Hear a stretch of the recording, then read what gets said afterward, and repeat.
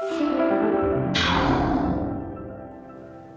हिंद दोस्तों, स्वागत है आपका अपने YouTube channel paramilitary news Hindi में। और आप देख रहे हैं paramilitary news Hindi daily update, जहां हम बात करते हैं बीते 24 घंटे में केंद्रीय अर्धसैनिक बल के महत्वपूर्ण खबरों का। चलिए आज की बड़ी खबर से शुरुआत करते हैं। और सबसे पहले बात सीआरपीएफ के हजारों जवानों और अधिकारियों के लिए राहत देने वाली खबर की। करीब 3 साल तक कोर्ट में मामला लंबित रहने के कारण रुकी हुई पदोन्नति प्रक्रिया अब फिर से शुरू हो गई है। हाल ही में सहायक कमांडेंट से डिप्टी कमांडेंट के पद पर प्रमोशन मिलने के बाद निचले रैंकों में भी रिक्तियां बनी और अब सीआरपीएफ मुख्यालय ने नए प्रमोशन आदेश जारी कर दिए हैं। ताजा आदेशों के अनुसार 63 इंस्पेक्टर जीडी को सहायक कमांडेंट जीडी बनाया गया है। 61 सब इंस्पेक्टर को इंस्पेक्टर पर पदोन्नति मिली है। 59 एएसआई अब सब इंस्पेक्टर बन गए हैं। वहीं 58 सिपाहियों को हवलदार पद पर प्रमोट किया गया है। जानकारी के मुताबिक 2023 की डीपीसी पर सुप्रीम कोर्ट के स्टे की वजह से पूरी पदोन्नति प्रक्रिया 3 साल तक अटकी रही। इस दौरान कई कर्मचारी ऐसे भी रहे जो प्रमोशन मिलने से पहले ही सेवानिवृत्त हो गए। बताया जा रहा है कि सीआरपीएफ के महानिदेशक श्री जीपी सिंह ने इस पूरे मामले को गृह मंत्रालय और अदालत में लगातार मजबूती से उठाया, जिसके बाद अब लंबे इंतजार का अंत हुआ है।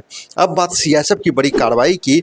एमएमडीआर एक्ट के तहत मिले नए अधिकारों के बाद सीएसएफ अब सिर्फ सुरक्षा ही नहीं बल्कि अवैध खनन और कोयला चोरी के मामलों में सीधी कानूनी कार्रवाई भी कर रही है। इसी अधिकार का इस्तेमाल करते हुए 4 जुलाई से 8 जुलाई के बीच झारखंड और पश्चिम बंगाल में बड़े पैमाने पर संयुक्त अभियान चलाया गया। इस अभियान के दौरान भारी मात्रा में अवैध कोयला बरामद किया गया है तथा 4 एफआईआर दर्ज की गई है। एक हाईवा ट्रक, कई वाहन और 13 से अधिक मोटरसाइकिल जब्त की गई है। कई आरोपियों को गिरफ्तार कर कानूनी कार्रवाई शुरू कर दी गई है। धनबाद, कतरास, गोविंदपुर, सिजुआ, राजमहल, सलानपुर और कई अन्य इलाकों में ड्रोन सर्विलांस, ह्यूमन इंटेलिजेंस और सरप्राइज चेकिंग के जरिए कार्रवाई शुरू की गई है। सीएसएफ का कहना है कि यह अभियान अब सिर्फ शुरुआत है और आगे भी कोयला मंत्रालय, कोल इंडिया और राज्य पुलिस के साथ मिलकर ऐसे ऑपरेशन लगातार जारी रहेंगे। अब बात जम्मू कश्मीर से। सीआरपीएफ की 84वीं बटालियन ने रामबन के चंद्रकोट स्थित अपने टैक्टिकल मुख्यालय में चिनाब नदी के किनारे 61 फीट ऊंचे पुल पर राष्ट्र ध्वज तिरंगा फहराया है। कमांडेंट एन रणवीर सिंह ने कहा कि यह तिरंगा देश की आन बान शान और लाखों भारतीयों के सपनों का प्रतीक है। उन्होंने कहा कि आज़ादी अनगिनत बलिदानों से मिली है और इस ध्वज का सम्मान हर भारतीय, विशेषकर सुरक्षा बलों के लिए सर्वोपरि है। इसी के साथ सीआरपीएफ अमरनाथ यात्रा के दौरान राष्ट्रीय राजमार्ग 44 पर लगातार रोड ओपनिंग पार्टी यानी आरओपी ऑपरेशन चलाकर श्रद्धालुओं की सुरक्षा भी सुनिश्चित कर रही है। अब बात सीएसएफ की आधुनिक तैयारी की। सीएसएफ ने तमिलनाडु के आईआईटीडीएम कांचीपुरम के साथ एक महत्वपूर्ण ज्ञापन समझौता किया है। 20 जुलाई 2026 से सीएसएफ कर्मियों के लिए विशेष साइबर सिक्योरिटी ट्रेनिंग प्रोग्राम शुरू किया जाएगा।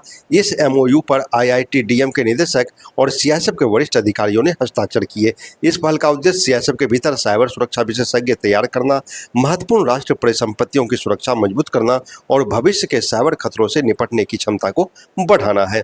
अब खेल जगत से जुड़ी बड़ी खबर। उत्तराखंड की टिहरी जिले में 25वीं Akhil Bharatiya police water sports cluster championship का आयोजन शुरू हो रहा है। इस प्रतियोगिता की मेजबानी आईटीबीपी कर रही है। देश भर की 19 पुलिस और केंद्र सशस्त्र बलों की टीमों के 440 से अधिक खिलाड़ी इसमें भाग ले रहे हैं। कैनोइंग, रोइंग और काइकिंग सहित 52 प्रतियोगिताएं आयोजित की जाएगी। मुख्यमंत्री पुष्कर सिंह धामी इस राष्ट्रीय प्रतियोगिता का उद्घाटन करेंगे। अब बात अमरनाथ यात्रा की ताजा अपडेट की। यात्रा दूसरा सप्ताह में प्रवेश कर चुका है और श्रद्धालुओं की संख्या लगातार बढ़ रही है। ऐसे में जम्मू कश्मीर पुलिस, सेना, सीआरपीएफ और अन्य केंद्र अर्धसैनिक बल पूरे मुस्तैदी के साथ सुरक्षा व्यवस्था संभाल रहे हैं। यात्रा मार्गों की लगातार सैनिटाइजेशन की जा रही है। हर संवेदनशील स्थान पर सुरक्षा बल तैनात है और श्रद्धालुओं को सुरक्षित तथा निर्बाध यात्रा उपलब्ध कराने के लिए 24 घंटे निगरानी जारी है। अब आज की अंतिम खबर सीएसएफ से। बिहार के दरभंगा में एयरपोर्ट सुरक्षा में तैनात सीएसएफ के जवान संदीप बाड़ा ड्यूटी के दौरान संदिग्ध परिस्थितियों में गोली लगने से गंभीर रूप से घायल हो गए।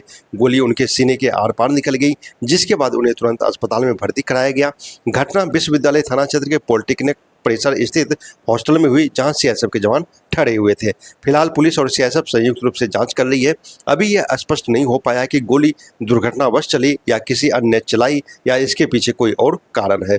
घायल जवान के बयान के बाद ही पूरे मामले की वास्तविक स्थिति स्पष्ट हो जाएगी। फिलहाल आज के बुलेटिन में बस इतना ही। अगर आपको यह वीडियो जानकारीपूर्ण लगा हो और